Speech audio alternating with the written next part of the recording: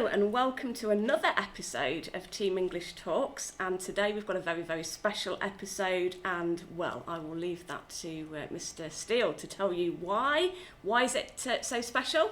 It's World Book Day! Hey, and as if it's been a whole year since we kicked off this podcast and they're still letting us do it, which is brilliant. Okay. I mean, amazed that we've been allowed to stay on the airwaves for an entire year. Yeah, it's No because comment. our two listeners keep us going. Hey, those Spotify analytics do not lie. What, have we got more than two? Of course we've got more than two. Really? Whether we sustain all of the listeners from an entire hour remains to be seen, but you know, Yeah. more than two. Oh, Yeah. brilliant. We have literally tens. Oh, so we've got tens of listeners. Tens of us. So what does that translate to in terms of our income? It's Nothing. probably around minus 4 pence due Oh. to the electricity it costs Yeah, we have to to actually check put it on it. A Spotify. Haribo time faster. Yeah, and a bottle of Lucasade. But it is World Book Day, and why are we doing this podcast, Ms Owens? To talk about our favourite books, because we have read some more books in the last We're year. Shockingly. constantly reading books in the English department. You can't stop us. Lousy Yeah. with books. And we would like to share some of our favourite books with you as a way of sort of either inspiring sort of reading, you know, if you've got a bit of time coming up or whatever, or just to sort of, you know, maybe sort of think about what books that you can read in the future. Or if you just nosy and want to know what your English teachers enjoy. Absolutely, yeah. Yeah. Although we do keep putting them on our posters, which are on our walls, to tell you what we're reading. But you know, you can just Yeah. find out a bit more information about them, I suppose. Absolutely. And hopefully, we're going to have some special guests tagged on to the end of this podcast with Mhm. lots of different Fingers members of staff talking about their favourite books. So it's going to be good. Yeah, it's going to be fantastic. Right, brilliant. Shall we kick it off with Miss Dales then? Oh, sure, thank you. Oh, God, I get to go first. I've just set the tone. I've got three actually. I've quickly jotted down a third. I hope that's okay. Ooh, that's Oh, fine. I've got three. I've got two that I've read this year, a fiction and a non-fiction, because I always like to champion the non-fiction, just like I did a year ago. And then a third one is just like a classic favourite that I've just tacked on. So my first book that I've picked is called Difficult Women by Roxane Gay. Ooh.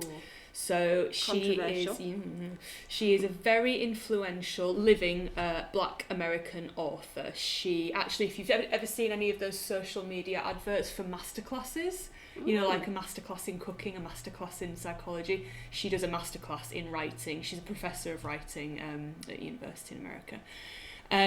The survivor of horrific abuse as a young girl, unfortunately. She found herself again through her writing and went on to have an incredibly successful career. So I thought that would be a good starting point, a very iconic female writer. So Difficult Women is a collection of short stories. I love a short story because you can literally just get through one per night before bed. It's a really digestible way to approach reading. Yeah, if you're frightened by the idea of a big book, I think a short story is a nice way to sort of ease yourself in. So it's a collection of these short stories, some realistic, some fantastical, all detailing the trials and tribulations of being female. Some of them are success stories, some of them are stories of redemption, love, fear, pain, survival on the whole, I think would be one of the common themes threading all the way through. They're hilarious, they're very, very well and wittily written, very sharp commentary on the experience of being a woman, essentially. And a lot of them told from the black American perspective, which is quite interesting as a white female reader too. So that's my first one. Sounds very interesting. Yeah, it's great. Would highly recommend it. And then my second one is my non-fiction option. I championed an environmental book last year. I'm going to do the same thing this year because, as you know, it's a big passion of mine. So my second book is called Hunt for the Shadow Wolf by Derek Gow. Derek is a leading environmental expert in Britain, a very passionate Scot. He has single-handedly pretty much reintroduced several keystone species back into Britain that were previously extinct due to human. What's a keystone species? Oh, I could. Oh, don't. Oh, get give me a really short summary. Short and basically sweet. an animal that affects the entire food chain and environment in which it lives. So the one that Gow is responsible for reintroducing into Britain is the beaver.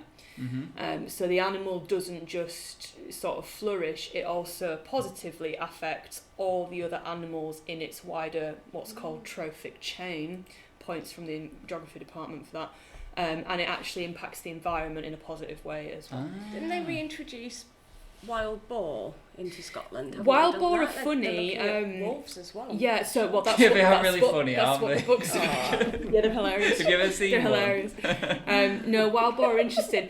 Wild boar weren't reintroduced; they reintroduced themselves. Wild boar are so sort of like powerful and funny little critters that they just broke out of captivity. I love that. And I love there's that. like this weird legal loophole where they're still technically classed as a wild animal because they're wild boar. So as soon as they break out of captivity, you can't recapture them because they're a protected species. So they just bust out and have just like repopulated themselves. I love the fact that they're just living their best feral life. Just living their aren't best they? feral lives. Yeah.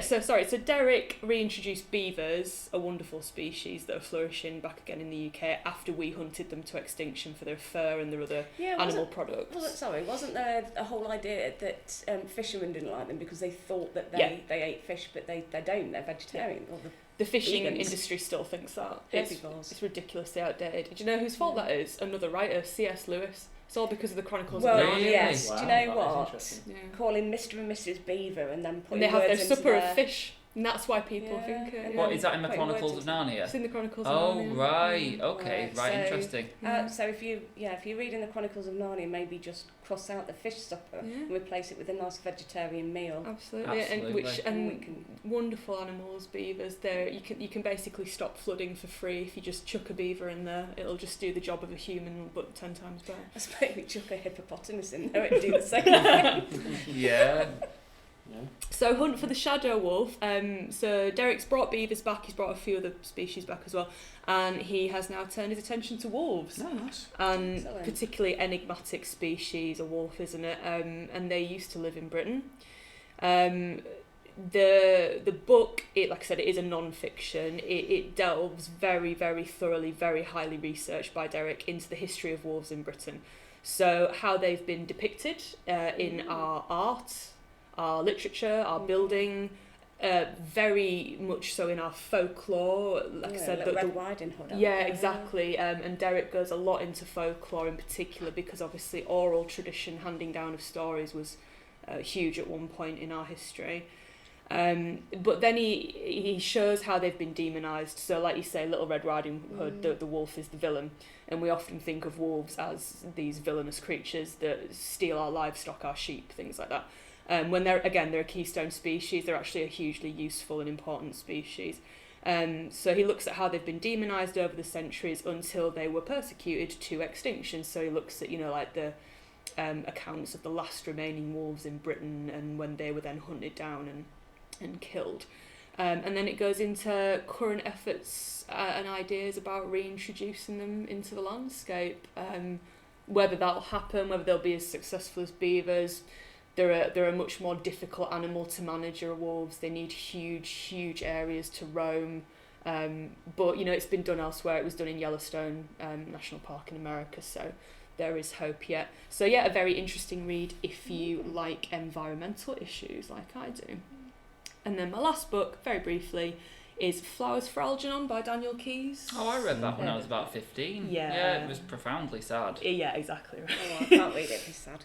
You'll hate it, Ms Owens, because you would absolutely hate it. It's got animal, sad I animal. can't do that. It's a classic sci-fi story, so if you're into your sci-fi, this is classic sci-fi, like the dawn of good sci-fi. And there's quite a famous movie based on it as well. Yeah, absolutely, really good film. And it is the story of a man and a mouse, so, links to other mice and men. Oh, it's not there as Lenny, well. is it? No, well, kind of. Okay. Miss not Owens, Tempe or Lenny slander on the Yeah. podcast, please. Yeah, that's enough to put me off. There I'll are a just say lot of that. links to Of Mice and Men. It's about an experiment, a scientific experiment into intelligence that goes horribly wrong. And I won't say any more than that, but the reason I've included that book is for a different reason. It has a great plot, all that kind of stuff, but The written style of the book is fascinating. The main narrator is kind of a Lenny-style man at the beginning. And the written style of the book changes as his intelligence changes. So the whole of the book changes, like the way the writing, as he becomes more intelligent, hyper intelligent. Do they actually borrow some of the brains from the mouse then? I'm not going to say, you need to ruin it. Become more intelligent, because Lenny could probably do with doing that. But yeah, and it has a, like Mr Brough said, it's got a very tragic arc, unfortunately, but a really, really cool sci-fi book. Yeah, So, that sounds really interesting. I've never read it, so highly recommend. Oh, thank you very much. brilliant. I think Mr Brough should go next. Okay, I'm just going to talk about one book that I've read this year that I really enjoyed. Ms Owens grabbed me on the corridor and said, talk about a book you've enjoyed this year, and I couldn't remember anything I've read this year. Like the RAM's working, but the hard drive's dead. So I just thought, okay. So I had to literally go on Google and describe the book that I enjoyed the most this year to find the title of it. We've all done that. Yeah. Well, anyway, I found the title, and it's by an author called Meg Wolitzer. She's one of my favourites, and the book was The Female Persuasion. Oh, I've heard of that. Yeah. Well, Meg Wolitzer is one of my favourite sort of contemporary authors. So a bit of background, I really, really love contemporary American literature and modern American literature. So I'm talking sort of post-war period up until now. But obviously it's a very male-dominated field. Most of the stories revolve around things like ambition, career, loveless marriages, this kind of business. And I love this kind of genre, but it's the modern and contemporary American literature often gets a lot of criticism for being pale, male and stale. Yeah, sort of latently misogynistic, echoes of sexism in these books, which is understandable. They were written, the post-war period, a lot of them, by male authors. Meg Wolitzer, she writes in this genre, but she always tends to write about downtrodden women, and not the obvious ones you'd expect for housewives and such, but women who are downtrodden in other ways. So, for example, her most famous book was The Wife, which was about the wife of a top author. And the whole book was just about her experience as a very accomplished, successful woman living up to I guess, a man like this. They made a movie about it starring Glenn Close. It was excellent. Go watch it, kids. But yeah, The Female Persuasion came out this year. It starts in 2006 at a university. And this young woman starts a university in America. She's very enthusiastic to get into feminist causes. She wants to sort of join a feminist magazine. And she looks up to this woman called Faith Frank, who's like a feminist icon in America. She's very clearly based on a real-life Gloria Steinem, if you've ever heard of her. If not, Google her. She's a big feminist icon. And this Faith Frank character, this icon, she's an inspiration to this young woman at university. And one day the two of them meet at a book signing. And the rest is history, basically. This young woman's life becomes this frenzy of feminist literature. She becomes a writer at this top magazine. And all the while she sees behind the curtain, she sees all of the dirty money that goes into furthering the feminist cause. She sees all of the sort of millionaire men behind this American feminist movement. Yeah. And she becomes disillusioned with it all. She tries to bring it all crashing down, and she realises that that's not how the world works, and that the only way to fight the system is to work within the system. And I can't really articulate to you what the message of a book is. It's quite miserable, really. But I do remember it. I do remember it having a very uplifting ending. Okay, that's good. We like that. It was a very uplifting ending. There are a lot of very funny moments in it, and I think it's a bit of a kind of tonic to the kind of commercial messages of girl power we see in a lot of like literature. Girl boss, Yeah, it's a bit of a tonic to that. But yeah, really, really good book. Highly recommended. The Female Persuasion by Meg Wolitzer. So that's me. Oh, thank you very much. It's a very Mr Brough book, that, I think. Yeah. I think it's very, very on brand, and I like it. Very on brand. Very on Thanks. brand. I love it. Can I You have your just own brand. jump in there then, Yeah, of course because it's very sort of linked to the books that I want to talk about. So I've been reading I love my Greek myths, been reading a lot of Greek myth retelling, again from a feminist point of view. I'm sensing a theme on this podcast. Yeah, absolutely. Wait till I get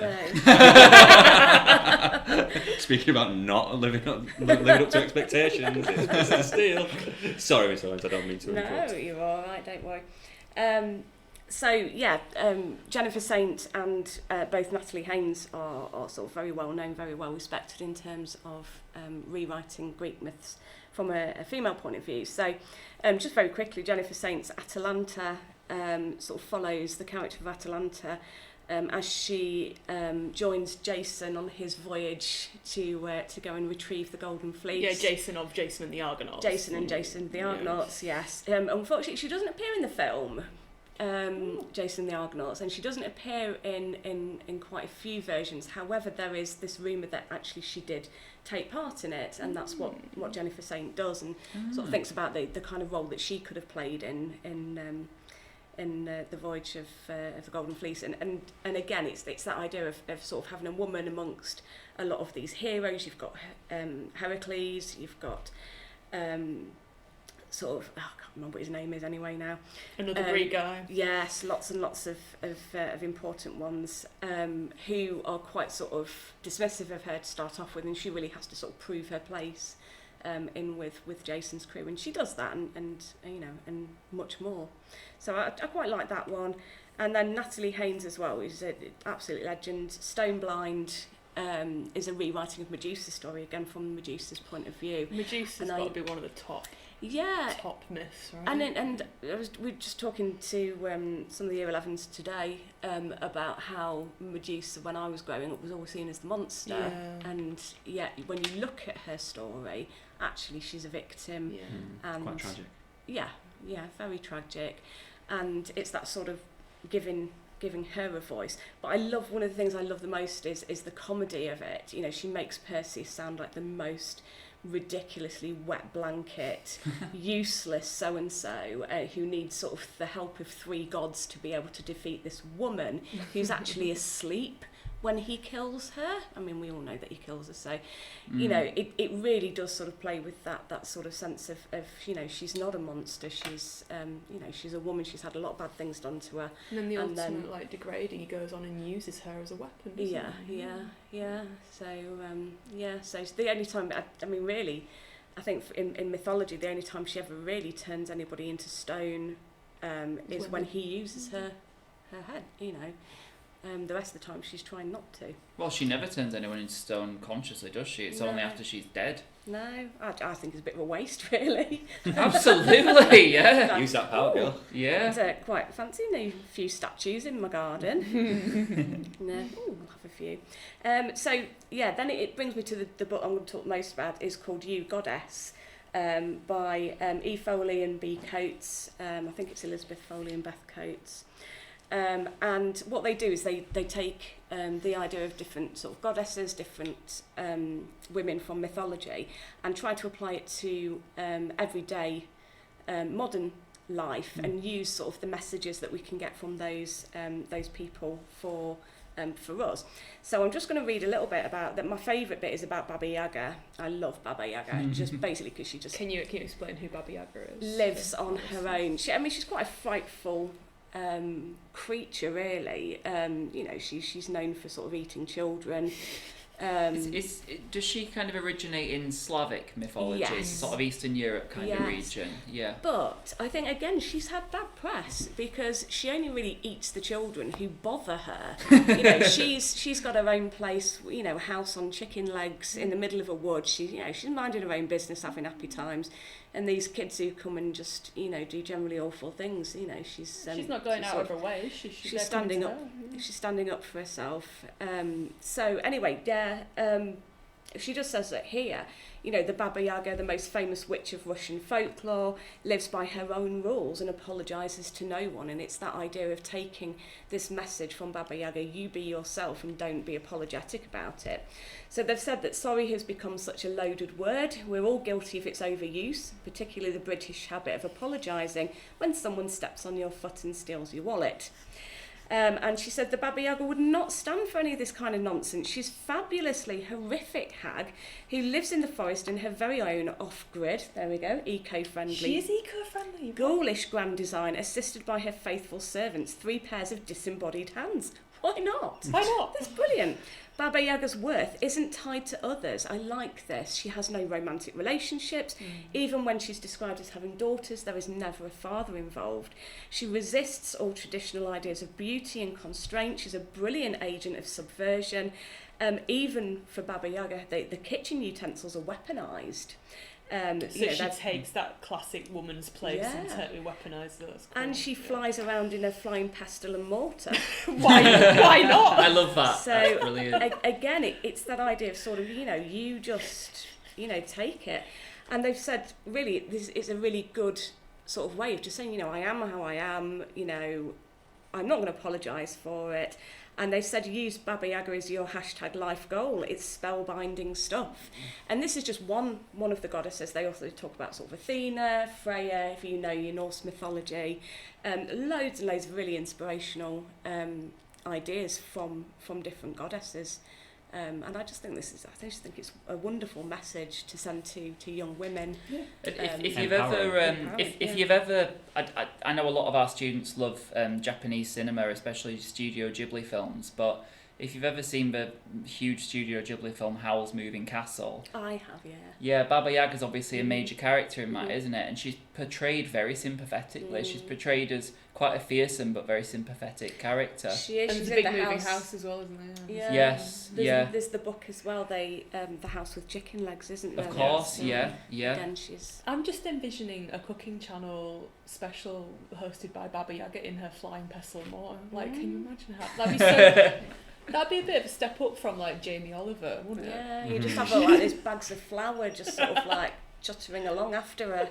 Sort of, we need to catch up. I think this sounds like the starts of a great novel. I think you two should collaborate on that. Yeah.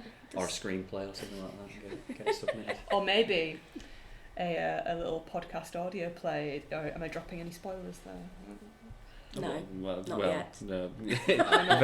very early days on those plans, I think. Yeah. However, we do have another podcast episode coming up sort of later on that we'll talk about. Yeah. Again, recommending books, but in a more specific, focused way, we shall say. Well, far be it from me to ruin the wonderful feminist vibe that's going on this podcast. Not that I'm about to talk about some misogynist books. They're not. I'm not about to talk about some misogynist books, but they are very much not necessarily within the same vein as the books that have been recommended already. Who's your favourite author, Mr. Steele? My favourite author, Stephen King, Mr. Brough. Right. Yeah, so I'm going to talk about Stephen King in a second, but I was just going to jump in first with my first recommendations, the book that I'm currently reading. Well, I'm actually just on to the Two Towers, but it is as a whole. I'm talking about the Lord of the Rings trilogy by J.R.R. Tolkien. Not going to assume that there's anybody out there who's listening to this or that hasn't even heard of the Lord of the Rings. I'm 99% sure that will be very well known. It's seen as like the greatest fantasy series of all time, right? Isn't it? And it is that I was classic. literally raised on the film. Yeah, so that was the thing. Like, I love the films, and I think I'm guilty as an English teacher of having. If anyone ever asked me, I would have said, yes, I've read Lord of the Rings. When in reality, I started trying to read Lord of the Rings at 14. I tried to read it, and I gave up. Yeah. I abandoned it. Here's but a tree, 20 pages exactly. later. Well, the reason that I've sort of brought it up is that I've revisited it in audiobook form. I'm flying the audiobook flag because I think sometimes there's a lot of people that think listening to an audiobook is not classed as actually engaging with literature, but I love an audiobook, and specifically the audiobooks I've been listening to have been narrated by Andy Serkis, very famous actor, famously played Gollum in The Lord of the Rings, and his narration is incredible. Does he do absolutely. voices? He does voices, he does everything. It's absolutely incredible. He's fantastic. I did not know he played Gollum. Yeah, Andy Serkis does Really? That Gollum, was how he became famous. Yeah. So I would say he became famous from playing the gay best friend in 13 Going on 30, and from playing the villain in Black Panther actually more recently. But and Caesar in the Planet of the Apes films. Yeah, but all of that was post Gollum, not yours. So, but It's a good narrator for that story. Though, incredible, definitely, absolutely incredible. And I'd listen to that. It's I think it's one of those points to make that the films are amazing. If you've seen the films, if you haven't seen the films, you absolutely should. But the films are amazing. But it wasn't until I'd engaged with the book that I feel like the world properly comes to life. You know, Tolkien's description is so rich, and his world building is incredible. Yeah, if you like lore and you like world building, it adds Tolkien is so your man. much Absolutely. to it. It's like the original, isn't it? And I just think I'm so glad that I've revisited. You know, I started with the Fellowship. I've recently finished the Fellowship. I'm now on the Two Towers, and I'm just absolutely loving it. It's so richly written. And I think Tolkien deserves to be celebrated, even though he is massively celebrated anyway. I just think any of you out there, any of you nerds that are loving a bit of fantasy, don't neglect Lord of the Rings just because it's popular and just because it's, you know, hefty. Go for it, because it is fantastic. Before, you know, Twilight, Game of Thrones, Harry Potter, all of it, there was Lord of the Rings. There was Lord of the Rings, absolutely. Absolutely fantastic. And so the second book that I'm just recommending is one of my favourite books that I actually want to reread because it's so long since I've read it. It's a book called 11/22/63 by Stephen King.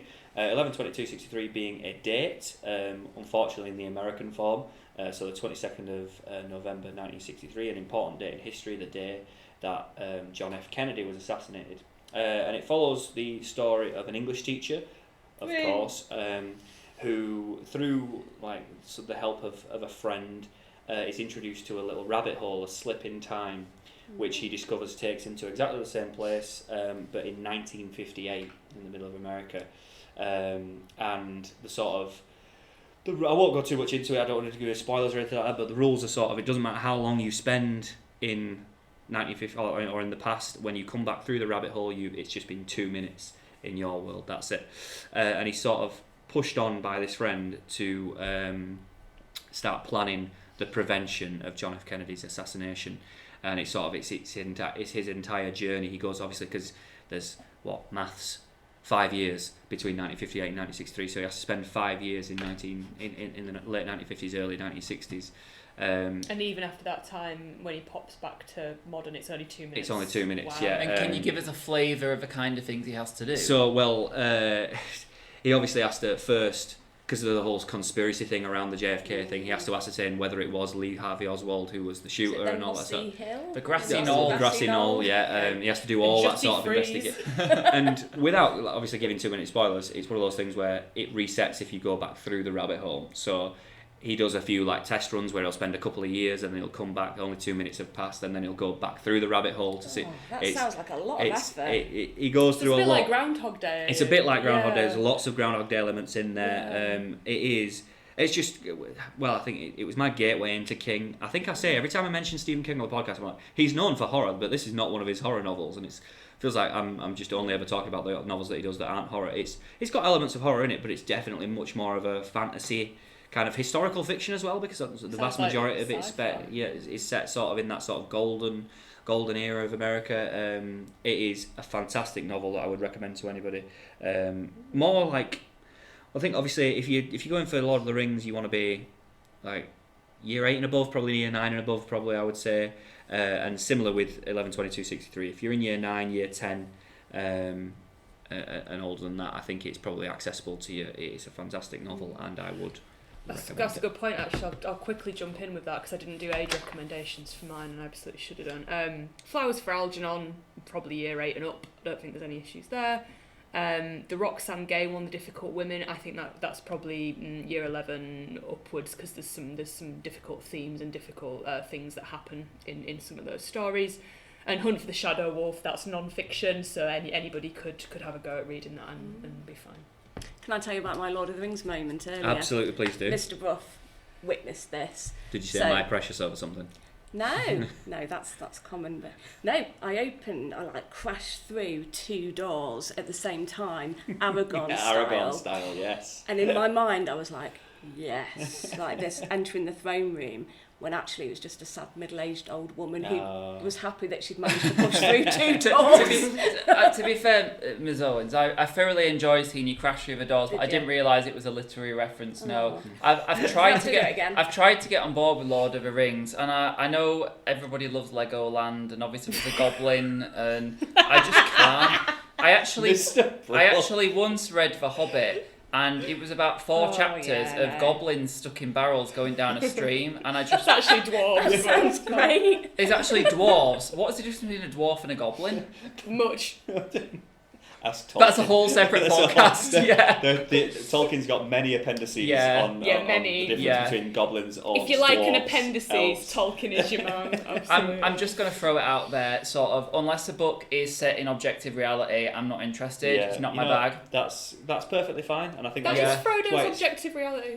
Yeah, That is true, yeah. but that's why we recommend many Suspended different That's why we things recommend many different on books. this podcast. It is, That's it. yeah. Not everything's for everyone. Not It's, everything's for everyone. that is never a true word spoken. I was going to say, Ms Owens, me and Mr Pemberton do Lord of the Rings moments every single day when we stand outside our classrooms and shout, "You shall not pass," Yes. at anybody I who love tries to that. go the wrong way up the speaking one-way of- system. And Lord of the Rings, and my fun fact, do you know Ian McKellen's whole shtick with that? Who famously played Gandalf in the films. No, Sir go on. Ian McKellen, Sir. Sir Ian McKellen.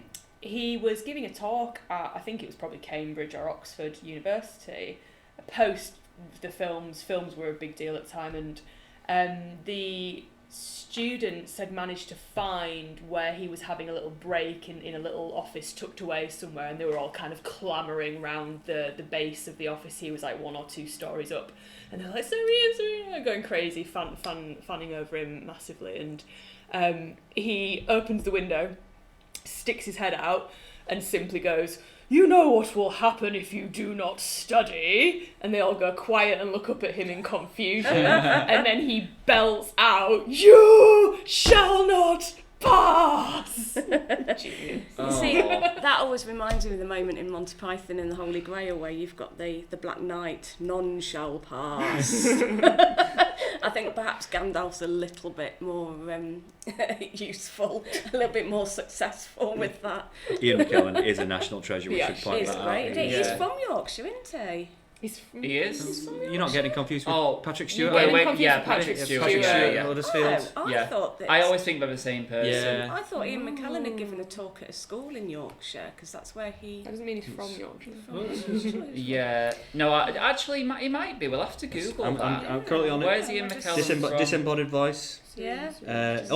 He's from. He's actually we don't talk about it Lancashire. because he's from Lancashire. I was going to Oh, say it's it's Northern, Lancashire, though. yeah. It's northern though, which is good. The thing Yeah, is, it's yeah. really easy to mix up like Lord of the Rings and Harry Potter. Do you know what I mean? Don't 'Cause you you've got dare. like Dobby and Gandalf. No, Mr. Brough, Gandalf no. and Dumbledore. Gandalf and Dumbledore, You are and then doing Dobby this and on Gollum. purpose, yeah, Mr. yeah, Brough, just to you are. rile me It's up. a good job Miss Weston's not here. That is isn't it? heresy of the highest sort. Yeah, but Gandalf would absolutely own But so I Dumbledore. understand why you get the actors mixed up because I do all the time. Yeah. I can't believe that's just come out of your mouth. I think. It'd be a bit like me talking about Star Wars and Star Trek. Exactly, that's Yeah. heresy. They're both the same.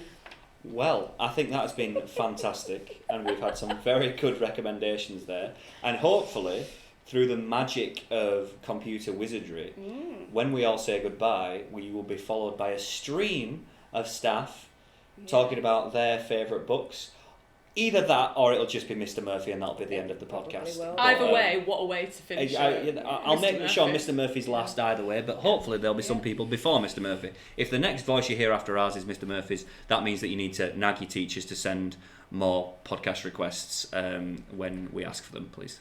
And Excellent. On that Okay. bombshell. On that bombshell, I think that's Let's good. Get your sticky tape together. Enjoy World Book Day. See you later, guys. Bye bye. Hello, it's Mr. Steele again. Sorry to give you a bit of a fake out and then spring me on you again. I'm actually recording this voice note on behalf of Mrs. Robinson, who's our Axis manager. Some of you may not know her, but she does just a fantastic job up in Axis. And she's not had a chance to record a voice note, so she's asked me to read out her review of what is an absolute stone cold classic. It's Jane Eyre by Charlotte Bronte, one of my favourite books as well, but I'll read what Mrs. Robinson's thoughts are on it. So she says, "If you think old books are boring, think again. Jane Eyre is a classic that is surprisingly relevant even today. Jane Eyre is a strong, intelligent, resilient and independent woman who defies societal expectations of women in the 19th century. Jane Eyre involves some complex themes that are relevant today, such as social class, mental health, feminism, love and morality, as well as incorporating some elements of Gothic fiction. This creates an atmosphere of mystery and suspense where unsettling events within the halls of Thornfield Hall unfold. Jane fights for what she believes in. You will follow her through the creepy mansion where she deals with spooky secrets and a complicated love story with Mr. Rochester. This all contributes to this novel's dark and atmospheric tone. If you like strong characters, themes and suspense, then this is the book for you. Enjoy. And I would agree with absolutely every single sentiment there. Thank you very much to Mrs Robinson for sending that one in. So this is a hello to the English department and to Mr Steele in particular. I really hope I haven't missed the deadline. I want to tell you about my favourite book for World Book Day, which is a book called The Name of the Rose by an author called Umberto Eco. And the reason it's my favourite book is it's got all my favourite things in it. It's got a good murder to be solved. It's set in the Middle Ages and it's monks in a monastery. So yeah, it's basically everything you can want in a book. It's got some history, medieval history, the best bit, and it's got a whole load of a complicated murder to solve at the same time. Basically, what more could you want? Hi, Miss Weston here. I wasn't able to make it to the podcast, so I thought I'd share with you my favourite book. My favourite book is Women of Troy by Pat Barker.